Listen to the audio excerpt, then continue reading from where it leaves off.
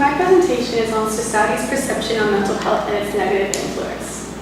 Society's perception of mental illness has had a negative influence on people with mental illness, on treatment, and on awareness.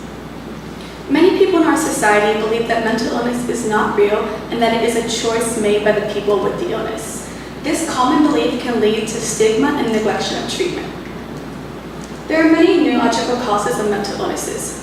To start, scientists have studied that nerve cell connections, nerve cell growth, and the functioning of nerve cell circuits all have a major impact on illnesses such as depression. Furthermore, there have been proven to be 3 main brain areas that have a significant impact on depression, these being the amygdala, thalamus, and hippocampus. Scientists have also studied chemical reactions and how they are responsible for your mood, perceptions, and how you experience life. In an fMRI study published in the Journal of Neuroscience, women who had a history of depression were studied. In the study, it was shown that the hippocampus in these depressed women was 9 to 13% smaller than a woman who had not suffered from depression. Furthermore, scientists believe many different neurotransmitters have an effect on mental illnesses such as depression. These are the main neurotransmitters, and actually, serotonin is used in the medication to treat anxiety and depression, known as serotonin reuptake inhibitors. Studies have also shown that people with depression have increased levels of corticotropin-releasing hormones. There are also many genetic causes of mental illnesses. So, dozens of genes affect moods, and as genetic makeups differ, so do our mental illnesses. A person who has a first-degree relative who suffered major depression has an increase in risk of the condition of 1.5% to 3% over the normal rate. Additionally, half of those diagnosed with bipolar disorder have relatives with similar mood fluctuations. So going on to stigma, stigma can cause stereotype, prejudice, and discrimination against people with these illnesses. Media and print often describe 3 main themes of misconception. The first being danger and fear, in which people with mental illnesses are depicted as homicidal maniacs who need to be feared. The second being that these people are depicted with childlike perceptions of the world that should be marveled. And the last being that these people are often viewed as responsible for their illness due to their weak character. Survey responses also parallel these 3 findings. The first being fear and exclusion, in which it is believed that people with these mental illnesses should be feared and kept out of most communities. The second being authoritarianism, where people with these illnesses are viewed as irresponsible, therefore their life decisions should be made by others. And the last being benevolence, where these people are viewed as childlike, therefore they need to be carried by someone else. People with mental illnesses are perceived by the public to be in control of their disabilities and generally responsible for causing them. Survey respondents were found to less likely pity people with mental illness and instead react with anger and the belief that they do not deserve help. Discrimination comes in 4 main forms: withholding help, avoidance, coercive treatment, and segregated institutions. And it has been proven through studies that people with mental illness often have trouble obtaining good jobs and leasing safe housing due to this public stigma.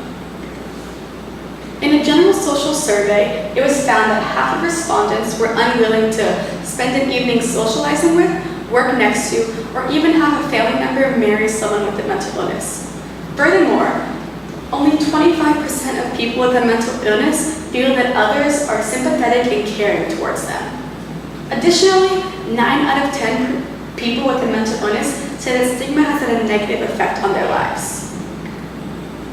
Stigma and discrimination can also delay or impede a person's recovery and treatment process. An astonishing 1 out of 5 American adults are diagnosed with a mental illness, and 56% of these adults do not receive the treatment they need. Furthermore, 63% of youth with major depression do not receive any treatment. There are also many financial restrictions regarding mental illnesses and treatment. So in 2014, 10% of people with mental illness could not afford the medications they needed.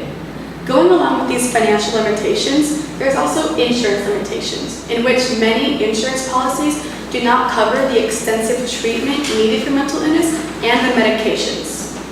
In a study by Centers for Disease Control and Prevention, 9.5% of people with a mental illness did not have an insurance policy that provided access to a counselor. So going on to stimulus source connections, in the olfactory perception article, it stated that the problem of how the brain represents the external world is at the very core of psychology and neuroscience. Relating this to my topic, it can show how the brain affects perceptions and mental illnesses. And secondly, in the 3D pavement art, it was shown that perception depends on where you're looking from. So the conditions in society in which you were raised affects your views and beliefs. For example, if someone was raised in a family that accepted mental illness, they're less likely to stigmatize these illnesses.